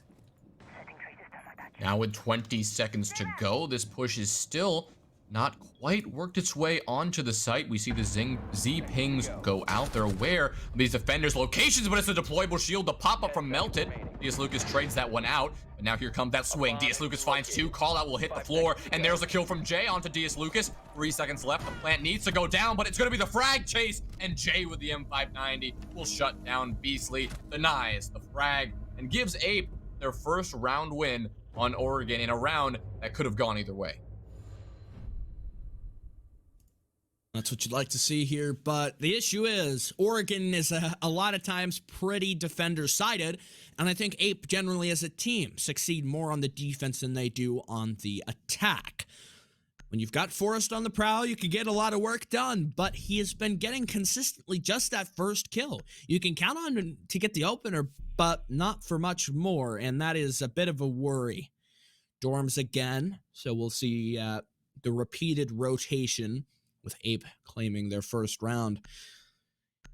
I think there is room, more so, for Ape to take advantage of the Favelas here. And what I mean by that is, attackers need to locate last time the Favelas attacked Dorms, they moved so slowly. They were inside. They had, was it Gomez that sat inside Trophy for almost a minute and a half? He just kept trying to pre-fire, shooting around the corner of the monster door and deeper within the objective, doing virtually nothing except for burning out the clock. But in the end, the Favelas blitzed the objective. They went full out nuclear warfare essentially in their push, and Ape had nothing left to fight them off against. And that's an issue you will have to confront. Maybe what it is telling Melted to get back on the Frost and chucking one down there at the big window, or potentially something like we see from them with this vertical hole. I'm gonna station 2 mirror windows down here inside a dining room, a very old strategy. Yeah, we're seeing Call Out bring out that Mira for the first time. That's a good pick here to keep this momentum in the favor of Ape. They're going to be trying to use those anchor positions of those Mira windows to try to stall out this attack and get some early picks if they can. But I gotta say, Reese, I mean, I think the pick that really changed the round for Ape was taking out Fish. So far, you've got 3 rounds in. If you kill Fish, if you're Ape, you win the round. If Fish is alive, then the Favelas win the round. Jolton gonna take quite a few shots here, all the way over from that small tower window as he was getting on the drone. It's Forrest again, who tried to go for those early picks.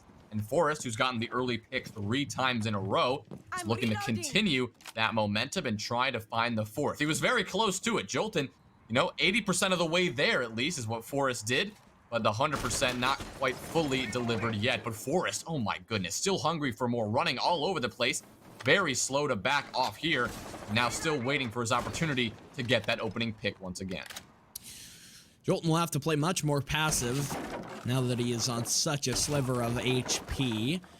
I guess better it be him than one of the other players on Favelas, such as Fish or Beastly, who's had so much impact. You don't want to slow their roll.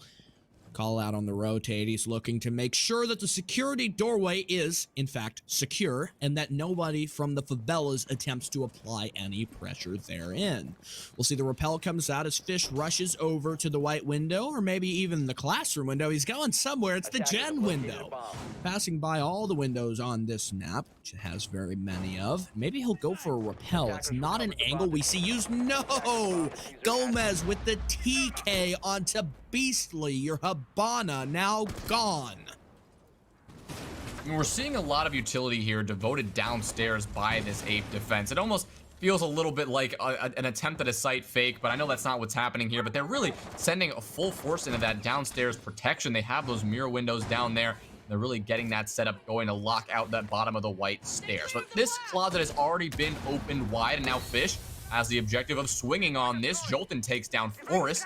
First time ever it's going to be Forrest not delivering the opening pick. Rather, it's Gomez doing the work for Ape instead. But now Gomez going for a plant himself. The Toxic Babe goes out to stop that. And Gomez, oh my, 1 HP, narrowly escaped that death. Now Fish swings up to protect the planter, but melted on the swing, takes down Jolton. Jay and Call Out collapse on the attackers, and Diaz Lucas tries to respond, but Yaga will seal it off, and that's not enough. Ape with round number 2 for them. That's going to be 2 in a row and equalize us at 2-2 here on Oregon. Ape R6 looking to secure their flawless rotation if they can find this next round victory. It was a good sight flood from Favelas. I'll commend them on the attempt, but ultimately Ape managed to simply fight it back better. The Malusi applying that pressure at the armory stairs over by Main and Satellite was so good in that round because already Favelas were looking to lock off the angles. They had somebody inside walk-in closet that was watching the attic rotate. They had the Ash of Fish, I believe, watching the White Hall flank.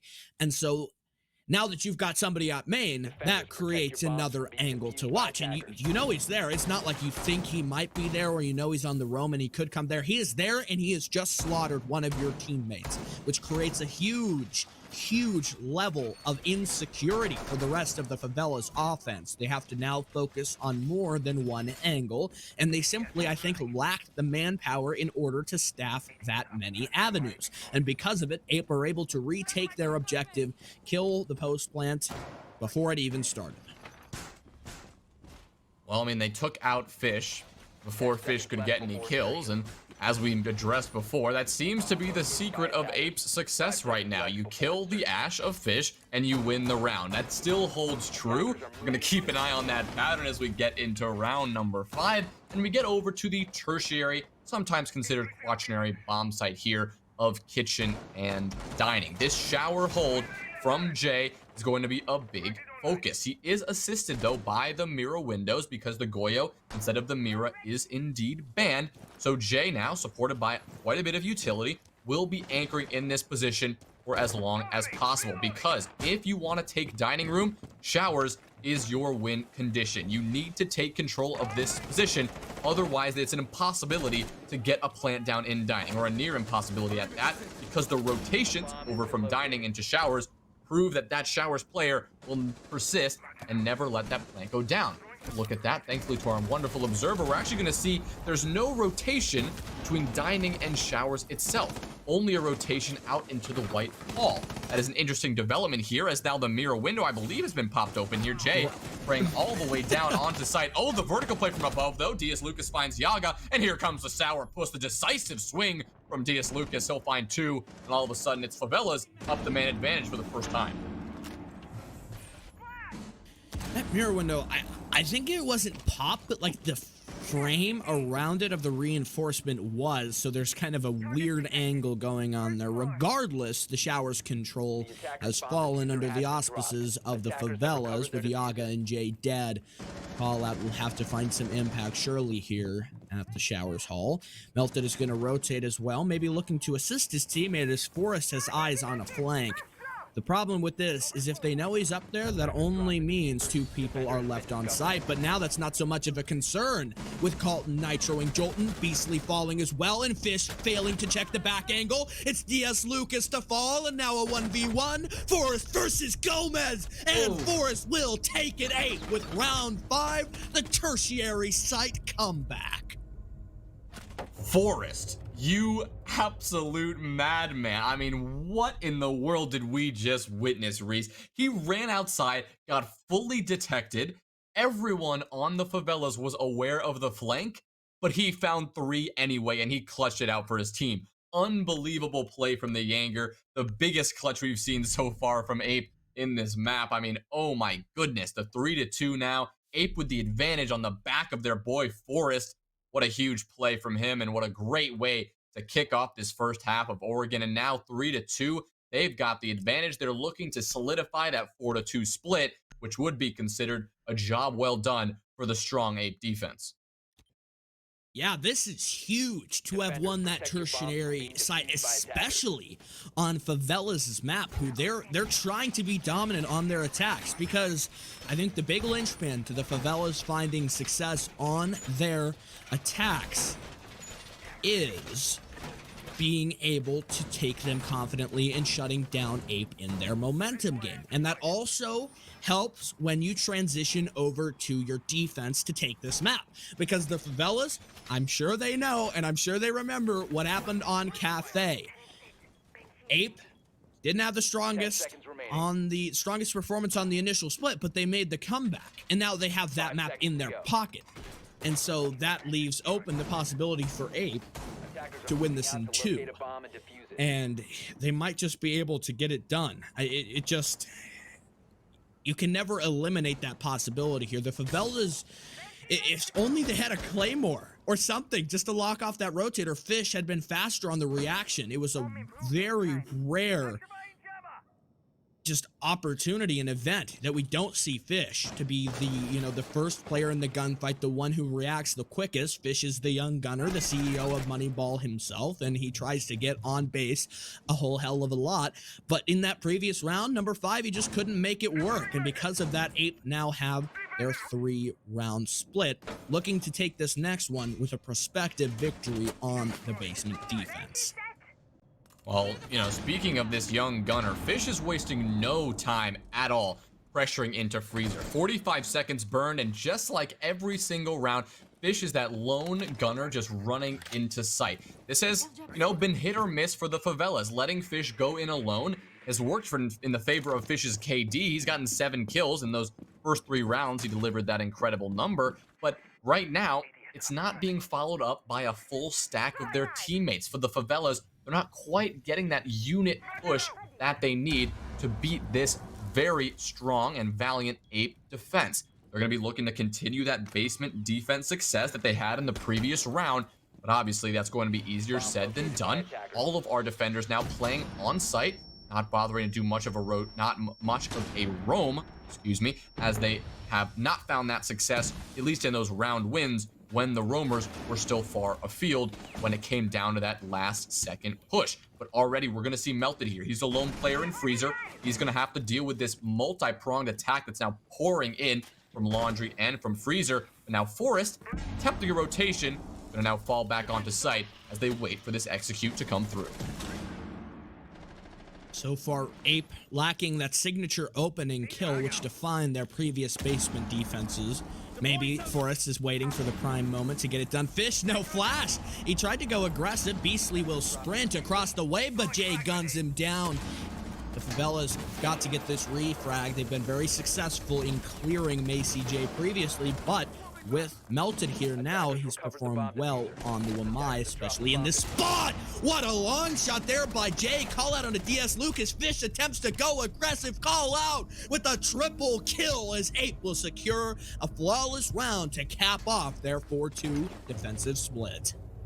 There goes Call Out, showing up in the way that we saw him show up on Cafe, and just like that, it's Ape who are just turning on the gas and pouring on the momentum. 4-2 split on Oregon. Sure, that's exactly where you want to be. It's a good point for Ape right now. We know they can be strong on attack. But listen, Reese, this is Favela's map pick. They are on defense now. Typically, you excel on defense when it is your map choice. But Ape right now have the momentum, so this could still go either way. I'm not exactly sure what we can expect in the way we can play out here, but I know we are going to see some aggression from both of these teams. The aggression from Callout and from Forest and from that Ape defense has been working for them. And the aggression from Fish and the aggression from this Favela's attack on this first half also was quite successful at times. At times, obviously, that was punished as well. So now we're going to have to see Fish switching off to the Jaeger. And I'm assuming we're going to see him go for some crazy aggressive plays. Basement is going to be our first sight of this half. And so generally, we're going to see at least a little bit of extended roam presence as we get into the beginning of round number 7. Pretty well-rounded attacker lineup here for Ape. It's curious that they bring additional hard breaching, not just the Habana in order to remove the hatches. So maybe one of their focuses will be getting open the E-box and maybe even the pony walls. That would give you a lot of pressure that you could apply to the objective. We'll have to wait and see, though, if Ape are going to go for that south side push, or rather east, or whether or not we might see them do something a little bit more off the cuff and similar to the Favelas in stacking up for that freezer side take. You've got a lot of manpower over here so far, which clues me into the fact that that might be their hope. And because there's not really much pressure being developed, aside from Yaga over towards back tower, Yaga is actually developing a lot of pressure, going for the spree fire, waiting for any opportunity. The Favelas could get a nice nitro if they manage to throw it right, but nobody in that position, and actually only one nitro cell across the board in the hands of Beastly, who's still waiting on Island. The hatch will be opened up by Call Out, as it is probably confirmed that this will be a laundry side take. Looks like we're going for that more traditional E-box drop potentially here, as now that hatch does indeed get opened. Yaga still, after that early pressure, working their way up over to those tower stairs. Still going to be prone on the stairs, waiting for the opportunity to swing this angle. Gomez with a shotgun will be positioned here, nestled in Harry Potter, waiting for that opportunity as well. We will have Dias Lucas doing the position that we have seen him in so often, holding the pillars position and waiting for the possibility of this E-box drop. Fish opens us up, takes down Melted. It's going to be the opening pick onto the Nomad, as Yaga now starts to flash in the Toxic Babes to counter the flashes, and will then delay this push from Yaga. Now Jay and Callout both mounting this pressure here over on E-box. First Fry goes in straight to Harry Potter and delivers the blow onto Gomez. Takes out the smoke, and the remaining Toxic Babes in play. So Dias, Lucas, and Fish, the remaining players, to get this crossfire over onto pillars. The drone army pours in. That's not going to be enough to stop this push. The three-pronged approach now. That's going to be the shot from Blue. Call out. The beautiful shot onto Dias, Lucas. Fish answers back, taking out Yaga. The double kill from Fish. Call out hits the floor as well. Here comes Jolton on the swing as Pillars control has been sacrificed. Forrest finds one, but traded. Jay finds another, removing Jolton. It came down to a 1v1. It's Beastly versus Jay. Both these players, they excel in these positions before. Now Beastly swung up all the way into construction. Oh, the timing there. Just narrowly missed the headshot. Now Beastly is on the hunt more than Jay. Jay is now on a mission. Oh, the Jay swings and he'll take out Beastly. What a great awareness there. The ping goes out and the headshot delivered. It's Ape who take their attacking round. Such a tremendous attempt in that round by the Favelas. Fish getting a triple kill. So much impact from him. It almost took that round by storm and entirely shifted it back into Ape's favor. But the frag grenade to clear Gomez, and Jay getting not only that, but also the final kill to take out beastly. Despite their best attempt, Favelas fall, and Ape stand 5-2 within one round of match point, series point, and guaranteeing themselves a spot in the grand finals and that one map advantage. Ape are not letting up. They're showing no signs of it. The Favelas repeating this objective will look to fix some of the issues that prevailed in the previous round. And if you can just combine a slightly stronger site hold with another show-stopping performance like we saw from Fish, you might be able to make it work.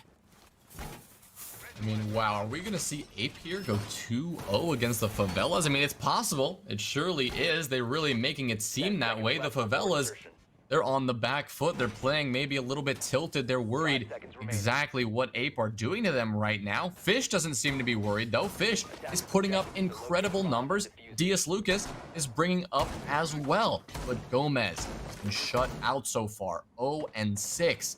On Oregon. That's not the place he wants to be. He's just been getting picked off on attack, and this round we saw him fall to a beautiful nade coming out from the sledge in Harry Potter. So now in round number 8, Ape are going to be looking to continue that pressure we've seen them get on this site, but the Favelas, they're going to have to make some adjustments here. Fish is not going to cannot do all the work if Favelas are going to want to win this. Sure, Fish can find 3. He's found 3Ks in this map so far. He's going to have to find a little bit more than that. Their team is going to have to step up and surround that Jaeger with some good support of his own. And now with this pressure starting to build, we're going to see this drone work go out. The information gained as now map control has been foregone to this attack. And now Ape, with this map control, are going to use the next 2 minutes to get this pressure going, get the knowledge going, and get that execute mounting onto the site itself. Yaga in the same position we saw him hold in the previous round. He really enjoys just sitting here on the back stairs, blocking off the rotate and guaranteeing that the rest of his team can act unobstructed in their front side take. Ape, they've got to have, the game has got to be up by now. A gas canister is tossed out very early. I'm not sure if it was detonated or not, or if maybe it's still on the ground. Yaga doesn't take any damage if it was detonated, so he'll escape with just a bit of utility wasted. And talk about the waste of utility, another gas canister tossed, and the shield at pillar clear. So now the evil eye is exposed. It'll be hard to get an angle on this. You can't see it from the prone spot at E-Box. You'd need a nade or some type of projectile from far away. We'll see the Wamai magnet wasted, but the other Selma goes that way as well. Maybe he's hesitant to toss a third. You've got another gas canister, or rather smoke, to waste this ADS should it be in place, or a magnet waiting. You can see one on the roof waiting there by Harry Potter. But getting open the wall so that you could watch Harry Potter would be so effective in that it allows the rest of Ape to apply their backwards pressure, and they can move down the back stairs without fear that someone is going to swing on out.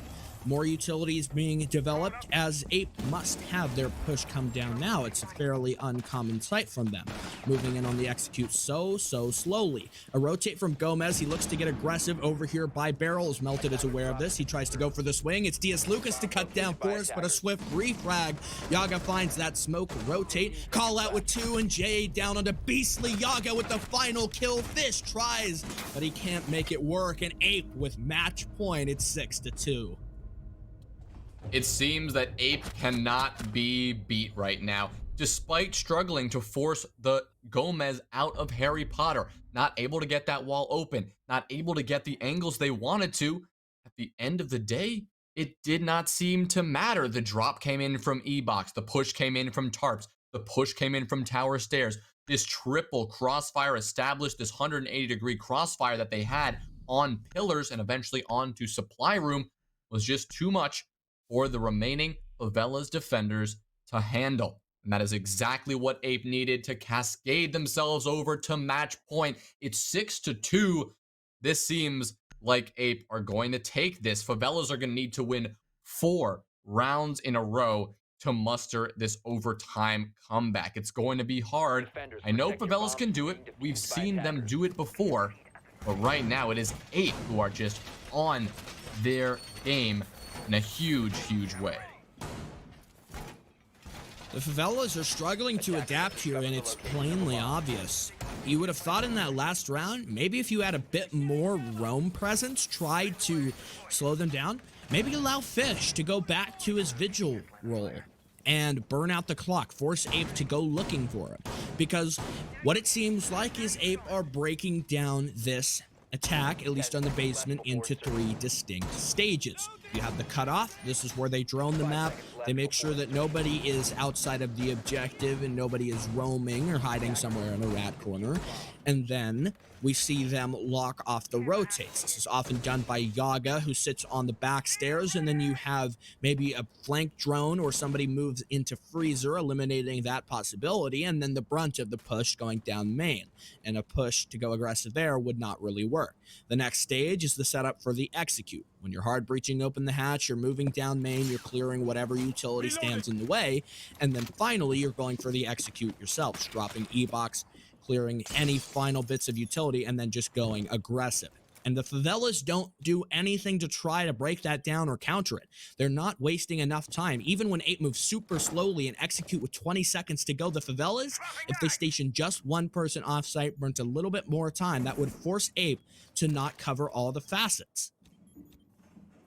I think that time waste point is a very good one, because we saw that push come down to 20 seconds. With 35 seconds on the clock, I took note that nothing had happened. There was no progress made by Ape other than the map control gain. And because of that, Favelas had more than the advantage coming down to that execute. But the gunplay from Ape was there. The beautiful coordination, the timing, the double, the triple swings from Ape was there.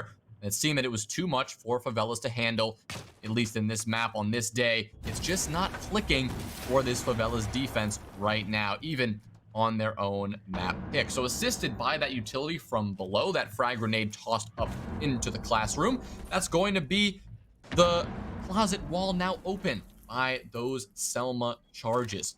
The knowledge is there, though. DS Lucas is aware of the position of Yaga, sneaking up there over IT2 Trophy. But Jolton still holding steadfast, holding this angle here, using that vertical play to get an eye on this closet breach. But that's going to be a dangerous position to continue to hold, as now we are going to get this crossfire has now been, at least this 90-degree crossfire, has now been established on games. You've got that trophy control, that angle from the closet. So now the last step, if they choose, is to be established that 180-degree crossfire from attic. Bill just waiting for anything to go down here if they can find this advantage. The prone DS Lucas pre-fire a ton of hurt onto Yaga, and Forrest is left to 50, confirmed now. A call out with the TK, oh no! At least he gets 1 kill for it, and Yaga finds Gomez, but Jay now beginning to plant. Favela's in an awkward spot. They have to deny this. Fish goes aggressive. In fact, he'll stop it. Now sitting on the diffuser himself as Yaga searches for it. Not gonna be. Fish will get the double kill, fighting to keep themselves and go for another round. It's just melted on so little health. With 3 Favelas defenders, it's not to be, and Ape will spare them, at least for a little bit longer. Okay, so the Favelas, they are starting the comeback. This one, it got a bit messy. It came down to the wire, but once again, it was Fish who put on a show for us and carried Favelas to the victory. Not to mention, the TK helped out a little bit, giving the man advantage less of an impact for that Ape attacking squad. But overall, it was still a pretty strong attack from Ape, eventually stifled by some beautiful swings from Fish and DS Lucas alike. But we're going to have to see a better performance from Favelas. What we just saw from them there, that is not going to be enough to win 3 in a row. The Favelas, they need to up their game. Ape assisted that by getting that TK and not covering the planter when Fish made that swing happen. So right now, yes, Favelas did win that round, but I don't believe that is going to be enough to continue to mount this comeback. We're headed over to the tertiary bomb site, though. Seems that basement will not be the play for the Favelas after those 2 unsuccessful attempts. And now it's going to be all up to this defense. What are they going to do? How are they going to mount this comeback that they're going to need to take us to map 3?